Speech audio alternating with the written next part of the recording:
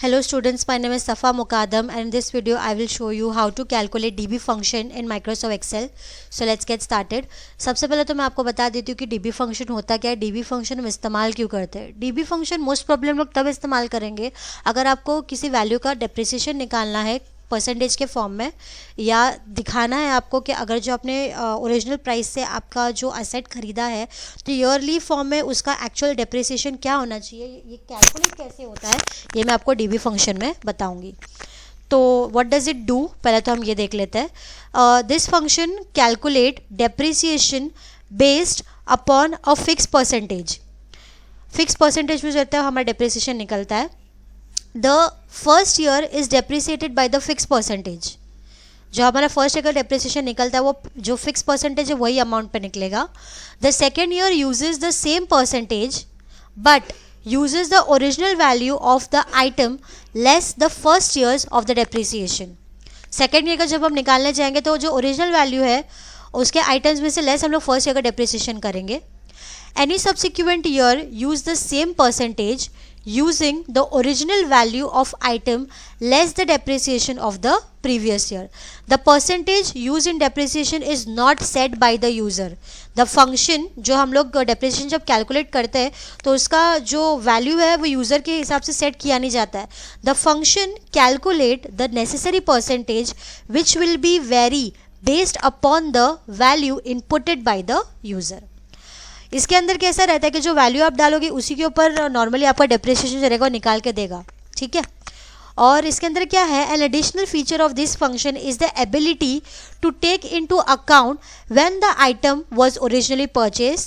If the item was purchase part way through the financial year, the first year depreciation will be based on the remaining part of the year.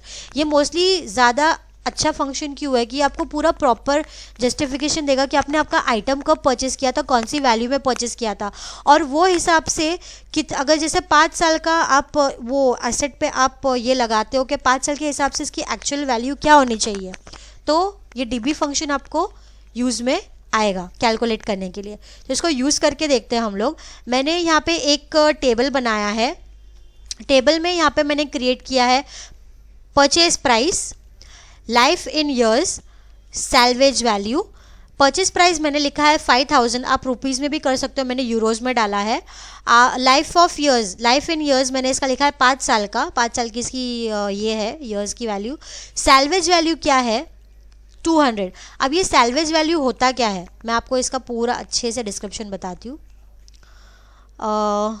Insert function, dB function and okay. अब जैसे कि आप देख सकते हो कि जो हमारा फॉर्मूला है यहाँ पे, जो डीबी फंक्शन का हमारा फॉर्मूला है वो कुछ इस तरीके से है. Equals to DB bracket open जो परचेज प्राइस है, कॉमा जो सैल्वेज वैल्यू है. परचेज प्राइस तो आपको पता ही है कि जो वैल्यू में आप परचेज करते हो वो आपका परचेज प्राइस होता है. सैल्वेज वैल्यू मतलब क्या होता है, जो आपका सैल्वेज वैल्यू होता है वो है is the value at the end of the life of an asset. End of the life पे जो एसेट की वैल्यू रहती है उसको हम क्या बोलते हैं, सैल्वेज वैल्यू बोलते हैं.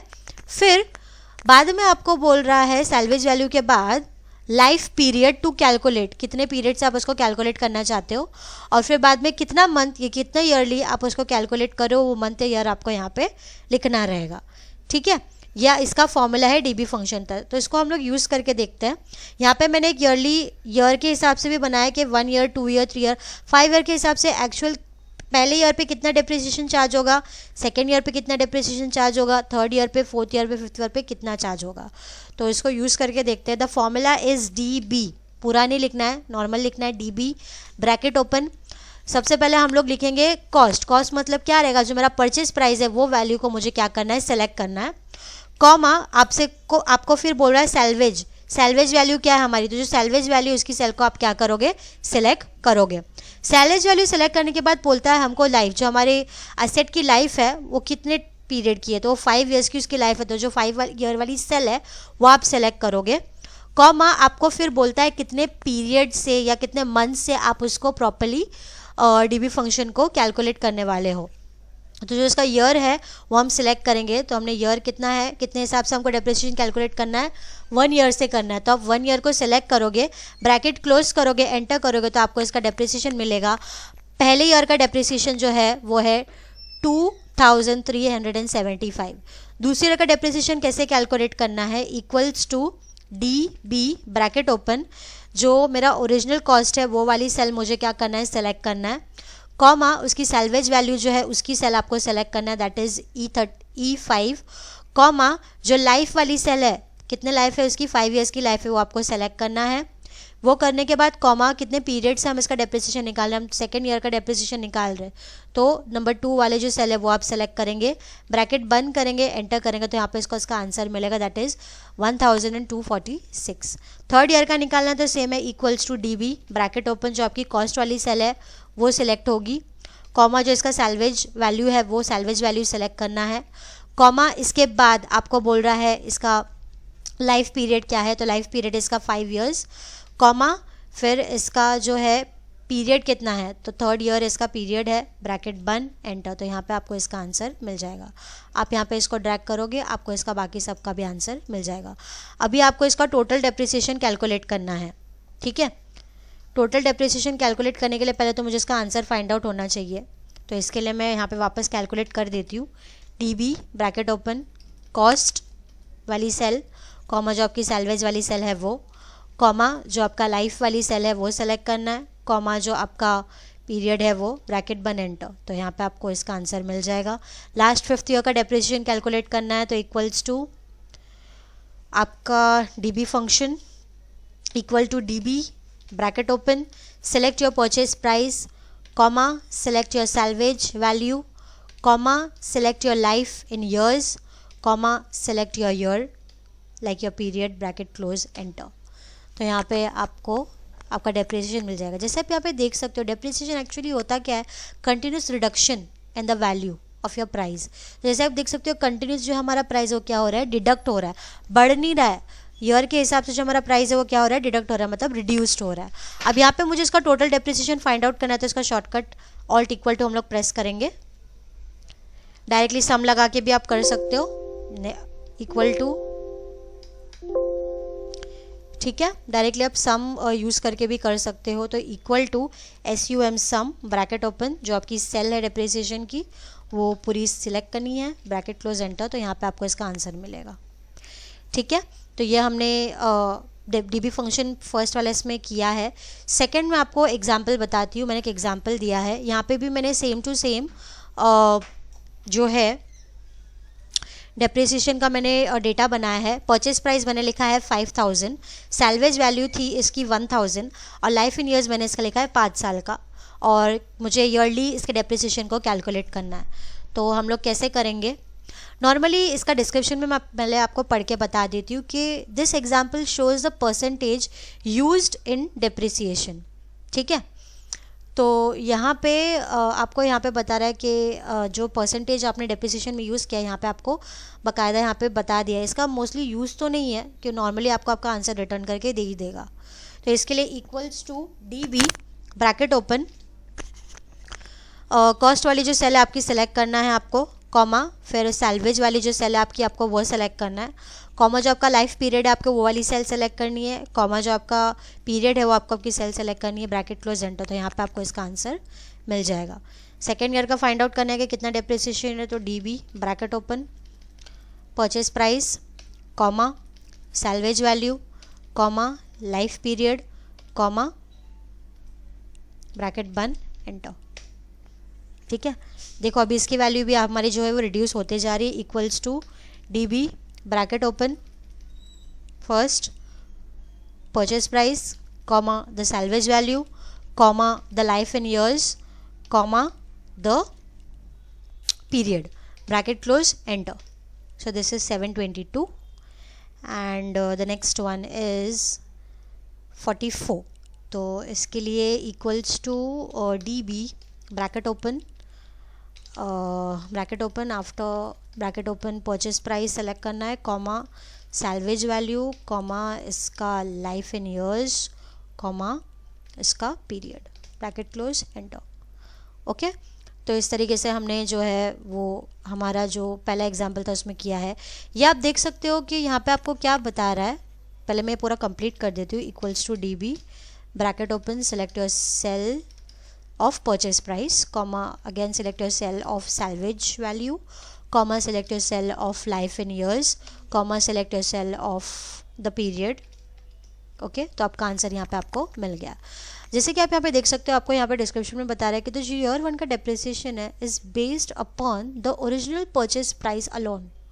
जो ईयर 2 का डेप्रिसिएशन है वो बेस्ड हो रहा है original purchase price minus year 1 depreciation. जो थर्ड ईयर का डेप्रिसिएशन निकल रहा है वो निकल रहा है ओरिजिनल प्राइस माइनस ईयर 1 का डेप्रिसिएशन और ईयर 2 का डेप्रिसिएशन. उस बेसिस पे आपको आपका डेप्रिसिएशन मिला है. और टोटल डेप्रिसिएशन अगर आपको कैलकुलेट करना है तो सेम है, आपको यहाँ पे सम का फॉर्मूला डालना है, तो यहाँ पे आपको इसका आंसर टोटल डेप्रिसिएशन का मिल जाएगा. Moving on to the next example. Next example में आपको बोल रहा है कि यहाँ पे this example is similar to the previous. जो पहले हमने एग्जाम्पल किया है वो सेम वैसा ही है, लेकिन इसमें कैसा है कि इसमें आपको मंथली बेसिस पे कैलकुलेट करना है. जैसे आप यहाँ पे देख सकते हैं, जो हमारा पीरियड था, मैंने यहाँ पे लिखा था 1-2, मतलब 5 साल के हिसाब से मैंने यहाँ पे आपको कैलकुलेट करने बोला था. लेकिन जैसे आप यहाँ पे देख सकते हो, मुझे अभी मंथ्स के हिसाब से कैलकुलेट करना है कि 56 मंथ्स का कितना डेप्रिसिएशन होगा, 60 मंथ्स का कितना डेप्रिसिएशन होगा, 58 मंथ्स का कितना डेप्रिसिएशन होगा. तो इसको हम लोग अभी करके देखेंगे. सो ये जो हमारा मंथली बेसिस पे करना है, तो इसके लिए थोड़ा सा ट्विस्टिंग है कि यहाँ पे आपको मल्टीप्लाई बाय 12 ईयर्स करना पड़ेगा. तो इसको हम लोग यूज़ करके देखते हैं. Equal to DB bracket open, ठीक है. जो आपका कॉस्ट था 5000 का कॉस्ट है वो आप सेलेक्ट करोगे, कॉमा जो आपकी सैलवेज वैल्यू है, सैलवेज वैल्यू जो है आपकी 100 है, तो आपने 100 सैलवेज वैल्यू सेलेक्ट किया, कॉमा जो आपकी लाइफ है आपकी 5 ईयर्स की बराबर, और कॉमा जो आपके मंथ्स है, पीरियड है, ठीक है. लेकिन यहाँ पे आपको क्या बोल रहा है कि जो आपका लाइफ है वो आपको मंथ्स के हिसाब से देखना है. तो आप जो आपने मंथ यहाँ पे लिया है उसको मल्टीप्लाई बाय आपको 12 करना पड़ेगा. मल्टीप्लाई बाय 12 किया, बाद में आपका जो मंथ वाली सेल है वो आप सेलेक्ट करोगे, ब्रैकेट बन एंटर. तो यहाँ पे आपको इसका आंसर मिलेगा. इसको वापस हम लोग एक बार ट्राई करके देखते हैं.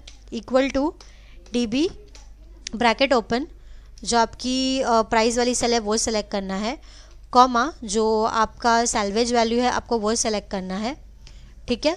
सैलवेज वैल्यू हमने सेलेक्ट किया. सैलवेज वैल्यू सेलेक्ट करने के बाद जो आपकी लाइफ थी वो लाइफ को हमने सेलेक्ट किया, उसको हमने मल्टीप्लाई किया 12 से, कॉमा किया, फिर जो हमारा मंथ था, ठीक है, मंथ हमारा कितना था, वो हमारी जो सेल है वो हमने मंथ वाली सेलेक्ट किया, इसको ब्रैकेट बंद किया, एंटर किया, तो यहाँ पे हमको आंसर मिला हमारा, that is 8.79. Moving on to the next month, that is 57 month का कितना डेप्रिसिएशन आएगा. तो equals to DB bracket open, purchase price था 5000, सैलवेज वैल्यू थी 100, कॉमा जो हमारा लाइफ था वो था 5 साल का, उसको मल्टीप्लाई बाय आपको 12 करना पड़ेगा, कॉमा जो कितने मंथ्स के हिसाब से देखना है 57, तो 57 को सेलेक्ट करेंगे, ब्रैकेट बन एंटर. तो यहाँ पे आपको इसका आंसर मिल जाएगा. तो इस हिसाब से अगर मंथली कैलकुलेट करना है तो बस एक थोड़ा सा ट्विस्ट है कि आप जब आप लाइफ डालते हो तो लाइफ के टाइम पे आपको इसको कैलकुलेशन में मल्टीप्लाई डालना पड़ेगा, मल्टीप्लाई बाय 12. तीसरे एग्जाम्पल में आपको बोल रहा है कि this example shows how the length of the first year's ownership has been taken into account. ठीक है, तो यहाँ पे मेरा टेबल है, टेबल में मैंने दिया है परचेस प्राइस जो मेरी 5000 की है, लाइफ ऑफ ईयर्स जो मेरा वो 5 साल का है, सैलवेज वैल्यू जो मेरी वो 1000 की है, और फर्स्ट ईयर ओनरशिप जो मंथ में लिया था वो 6 मंथ्स का है. तो इसका आंसर क्या आना चाहिए मेरा. तो इसके लिए equal to DB bracket open, जो मेरा कॉस्ट है वो, कॉमा जो मेरा सैलवेज वाली सेल है वो, ठीक है, कॉमा सैलवेज के बाद जो मेरी लाइफ है वो, ठीक है. उसके बाद जो आपको सेलेक्ट करना है दैट इज़ पीरियड्स. तो पीरियड्स आपको कितना दिया गया है 1 साल का बराबर, तो आप यहाँ पे से सेलेक्ट करोगे 1 साल का, कॉमा फिर आपको बोल रहा है कितने मंथ के हिसाब से जो आपकी ओनरशिप है उसका डेप्रिसिएशन देखना है. तो जो 6 मंथ था, जो हमने यहाँ पे एक अलग से एक रो बनाया है फर्स्ट ईयर ओनरशिप का, वो वाली सेल सेलेक्ट करनी है, ब्रैकेट क्लोज करना है, एंटर करना है. तो यहाँ पे आपको इसका आंसर मिलेगा दैट इज़ 687. वैसे ही आपको ये नीचे वाला भी करना है. Equals to DB bracket open, your cost cell, comma your salvage cell, comma your life in years, comma, ठीक है, लाइफ इन ईयर्स करने के बाद तो जो आपका पीरियड है वो, और कॉमा उसके बाद जो मंथ्स में हम कैलकुलेट कर रहे हैं वो। तो यह आंसर इज़ 1185। टोटल डेप्रिसिएशन आप सम का फॉर्मूला यूज़ करके निकाल सकते हो, ठीक है। अभी यहाँ पे एग्जाम्पल 4 में थोड़ा अलग चीज़ दी गई है, इसमें बस आपको इतना बता रहा है कि जो एग्जाम्पल हमारा है जो क्रिएट हमने किया है with both the Excel calculated percentage and the real percentage calculated manually. The Excel depreciation uses the DB function, the real depreciation uses manually. मतलब जो हम लोग Excel में कर रहे हैं वो हम लोग ने DB function यूज़ करके किया है, और जो यहाँ पे जो रियल फंक्शन है वो लोग ने मैनुअली कैलकुलेट करके किया है। तो नॉर्मली जैसे हम कैलकुलेट करते हैं वो तो आपको पता ही है, जैसे मैंने ऊपर आपको बता दिया। तो इसमें एरर डिफरेंस मतलब क्या है कि सिर्फ पॉइंट का मतलब एक एक नंबर के रिलेटेड डिफरेंस आता है, कितने पॉइंट्स का डिफरेंस आता है। अब जैसे यहाँ पे आप देख रहे हो ये वाला जो मेरा डिप्रिसिएशन है, ठीक है, ये मैं आपको पहले कैलकुलेट करके बताती हूँ। Normally equals to DB bracket open, जो आपकी परचेज प्राइस है वो, कॉमा जो आपकी सैल्वेज वैल्यू है 1000 वो, कॉमा जो आपकी लाइफ है वो आपको सेलेक्ट करना है, कॉमा जो कितने साल के हिसाब से देखना है वो आपको सेलेक्ट करना है, ब्रैकेट क्लोज एंटर। और यही चीज़ अगर आप देखोगे कि रियल डेप्रिसिएशन में मैनुअली कैलकुलेट किया तो उसका आंसर आ रहा है 1376, और मेरा आंसर आ रहा है 1375। तो मेरे बोलने का मतलब ये है कि जो डिफरेंस आ रहा है वो कितने का आ रहा है, 1.52 का। तो मैं इसको आपको करके बताती हूँ। इक्वल टू जो आपका ओरिजिनल डेप्रिसिएशन है वो माइनस जो आपका रियल डेप्रिसिएशन जो मैनुअली कैलकुलेट किया है, एंड एंटर। तो यहाँ पे आप देख सकते हो कि आपको एरर दोनों के बीच का क्या बता रहा है, सिर्फ 1.52 वैल्यू का एरर आपको बता रहा है। तो इस तरीके से हमने हमारा DB फंक्शन किया है, काफ़ी लेंदी है। आप लोग एक एग्जाम्पल सब कुछ ट्राई करके देखना। अगर आपको कोई क्वेरी है इस फंक्शन रिलेटेड तो आप मुझे कमेंट सेक्शन में पूछ सकते हो। अगर आपने मेरा चैनल अब तक सब्सक्राइब नहीं किया है तो please subscribe to my channel, click on the bell icon to get all the regular updates, like my video and share as much as you can. Thank you.